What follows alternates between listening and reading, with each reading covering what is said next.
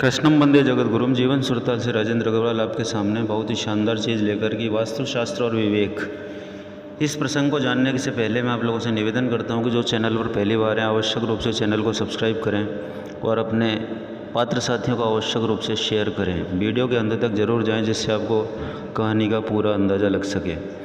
एक व्यक्ति ने व्यापार में उन्नति की और लंदन में ज़मीन खरीद कर उस पर आलीशान घर बना लिया। भूमि पर पहले से ही एक खूबसूरत स्विमिंग पूल और पीछे की ओर एक 100 साल पुराना लीची का पेड़ था। उन्होंने वह ज़मीन उस लीची के पेड़ के कारण ही खरीदी थी क्योंकि उनकी पत्नी को लीचियां बहुत पसंद थी।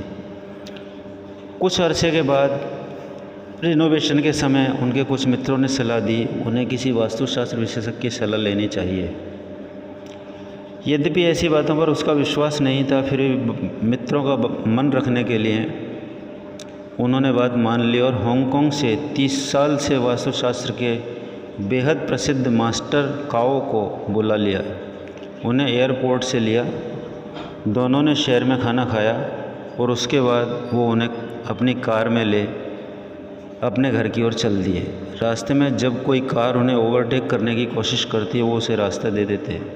मास्टर काओ ने हंसते हुए कहा, आप बहुत सेफ ड्राइविंग करते हैं।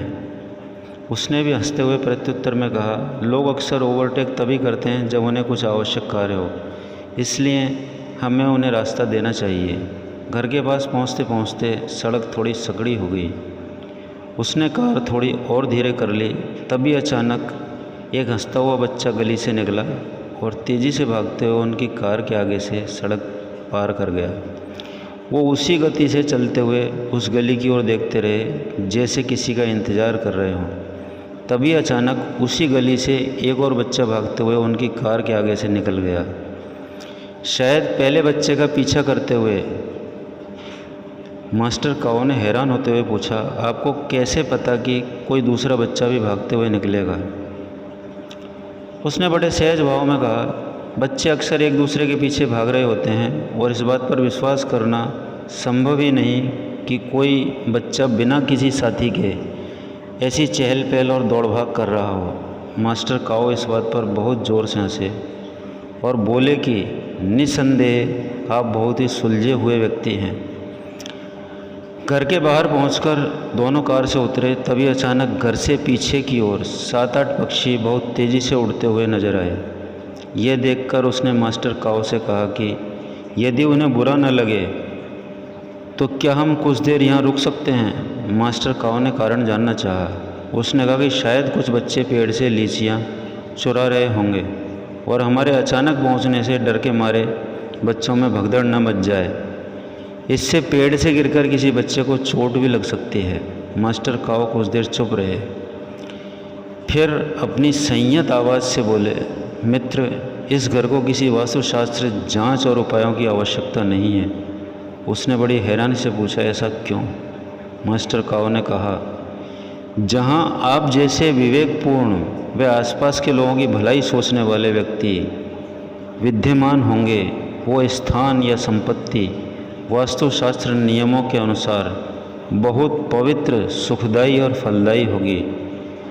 जब हमारा मन मस्तिष्क दूसरों की खुशी व शांति को प्राथमिकता देने लगे तो इससे दूसरों को नहीं स्वयं हमें भी मानसिक लाभ, शांति, प्रसन्नता मिलती है।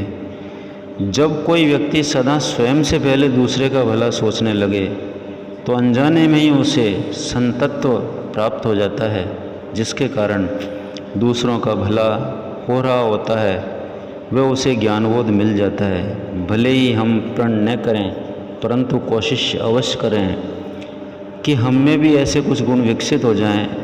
हमारे घर पर भी किसी फेंग शुई अथवा वास्तु जैसी किसी जंत्र मंत्र की आवश्यकता नहीं पड़े। तो दोस्तों, निश्चित रूप से कहीं न कहीं अपने से ज़्यादा या अपने से पहले दूसरे की परेशानी का ध्यान रखें तो निश्चित रूप से आपको कभी परेशानी नहीं आएगी। वीडियो निश्चित रूप से आपको पसंद आया होगा तो सब्सक्राइब तो बनता ही है और अपने पात्र साथियों को आवश्यक रूप से शेयर करें।